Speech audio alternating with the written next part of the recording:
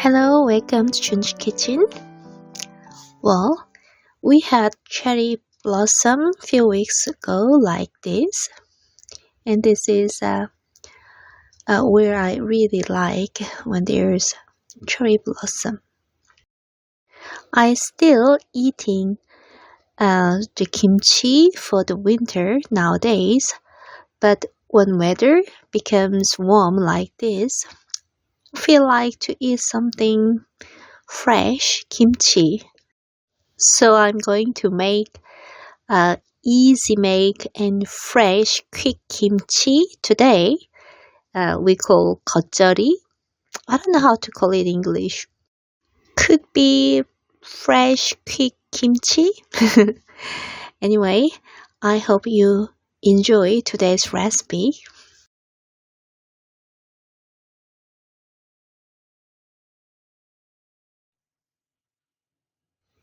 Well, as usual, I prepared a simple ingredients: napa cabbage, Chinese cabbage, and green onion. Chinese cabbage tastes good when weather is cold like winter, but still tastes good. First, cut cabbage in half like this.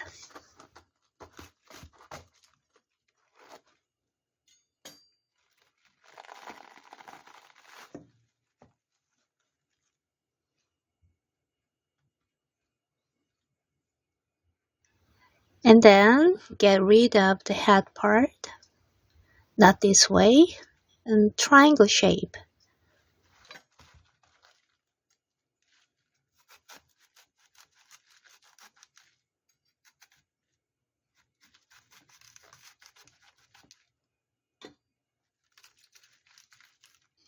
The core part of the cabbage can be used as it is, so small, don't need to cut. Even some small pieces can be used as they are. Just outside big leaves need to be cut. I will show you how to cut those leaves. Slightly different to the normal kimchi, like this. One reason I like geotjeori is because of this. You can eat the stem part and the leaf part at the same time if you cut or slice like this. This is one difference to the normal kimchi, the shape of the kimchi piece.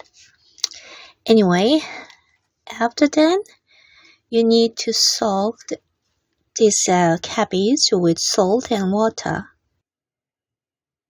The general procedure is quite similar to make, just normal, easy make kimchi. So it wouldn't be that difficult for you to make this kimchi if you have any experience to make kimchi.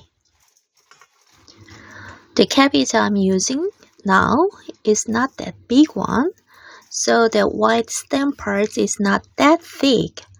So I'm not going to soak this cabbage too long compared to the normal size or bigger size cabbage. After 20 minutes, turn it over once and then leave it another 20 minutes. Well, I think it's well soaked. If you think that a cabbage is still not soft enough, then you can leave it longer.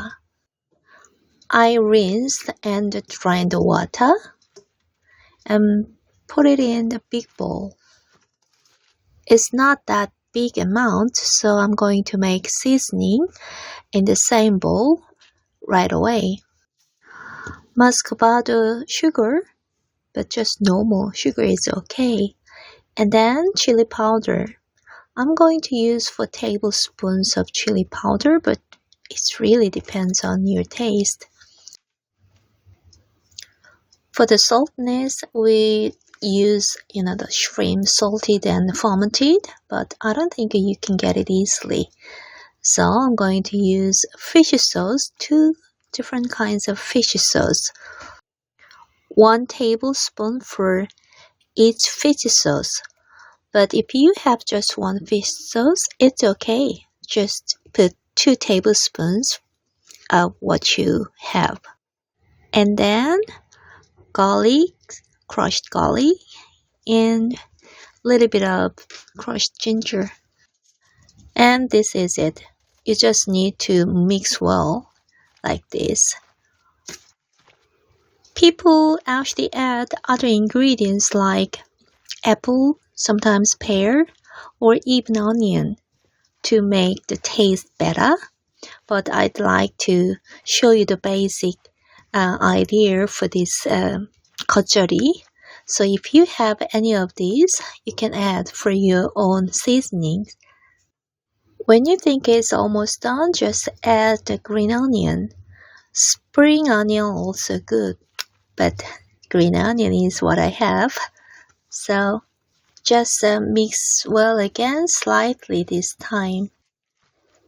Now I'm going to add the last ingredients, sesame oil and sesame seed. This is really big difference to the normal kimchi.